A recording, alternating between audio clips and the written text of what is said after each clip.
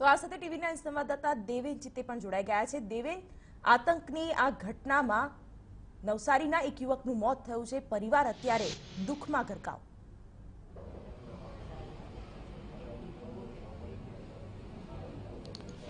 જી શિવાની, નવસારી જિલ્લાનું જે અડધા ગામ છે તે અડધા ગામની અંદર જે જુનેદ કારા જે નામનો યુવક હતો, જે વર્ષોથી ન્યુઝીલેન્ડમાં રહેતો હતો।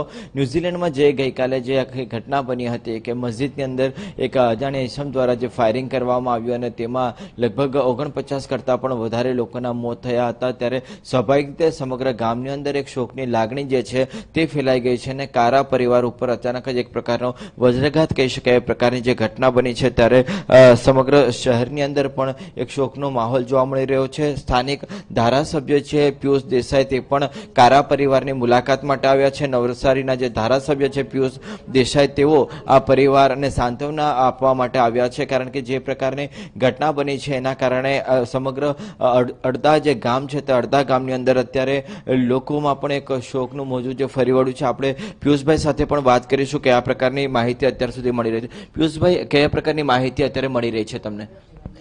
જે પ્રમાણે ન્યુઝીલેન્ડમાં જે ઘટના આતંકવાદી થઈ છે 49 જેટલા જે જાણકારી મુજબ, એમાં અમારા અડધા ગામમાં જુનેદભાઈ જે પ્રમાણેને છે એમને એ એક્સપાયર થઈ ગયા છે। હજુ એમની ઓથેન્ટિક માહિતી ત્યાંથી આવી નથી, પરંતુ અત્યારે જે એમના ફેમિલી મારફત જે માહિતી મળી રહી છે અને ખૂબ જ દુઃખદ ઘટના છે આ।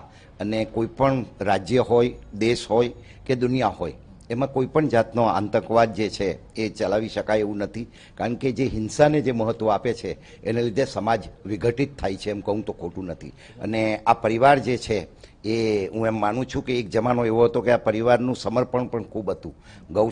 ગૌ સેવા માટે પણ એમણે પોતાની જમીન દાનમાં આપેલી હતી, એ ટાઈપનો આ પરિવાર છે। ત્યારે જે ઘટના એ ફેમિલીમાં બની છે, એમના ફેમિલીના પરિવારજનો છે, એમની દુઃખદ જે લાગણી છે એમાં અમે બધા જ અહીંયા ગામના સરપંચથી લઈને તમામ ગ્રામજનો પણ અહીંયા હાજર છે।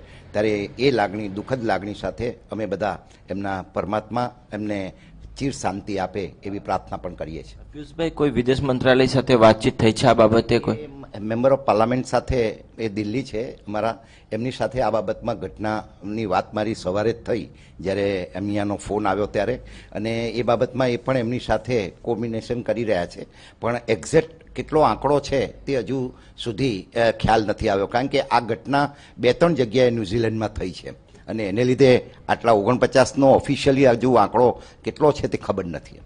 તો આખું જે અડધા ગામ છે ત્યાં ગામની અંદર લોકો જે છે તે એકત્રિત થઈ રહ્યા છે અને જે કારા પરિવાર જે છે તે કારા પરિવારમાં જે પ્રકારે અત્યારે એક દુઃખનું મોજું જે ફરી વળ્યું છે એના કારણે લોકો પણ હવે સાંત્વના આપી રહ્યા છે। અને ન્યુઝીલેન્ડ જેવા દેશમાં કે જ્યાં લગભગ 50 વર્ષ કરતાં પણ વધુ સમયથી જ્યારે આ પરિવાર ત્યાં સ્થાયી થયું હતું ને તેમાં જે ગોઝારી ઘટના બની છે, ત્યારે સમગ્ર જે દેશ છે, દેશના લોકો છે તેમજ ગામના પરિવારજનો જે છે તેને વખોડી રહ્યા છે અને અત્યારે પણ તેમના પરિવાર સાથે તેઓ સતત સંપર્ક કરવાનો પ્રયાસ કરી રહ્યા છે। બિલકુલ દેવેન, જોડાવા માટે આભાર। તો નવસારીમાં પણ અત્યારે શોકનું મોજું ફરી વળ્યું છે, કારણ કે ન્યુઝીલેન્ડમાં થયેલી આતંકી ઘટનામાં નવસારીનો એક યુવક પણ મોતને ભેટ્યો છે। આ નરસંહારમાં ન જાણે કેટલાય પરિવારના સ્વજનો અત્યારે મૃત્યુ પામ્યા છે।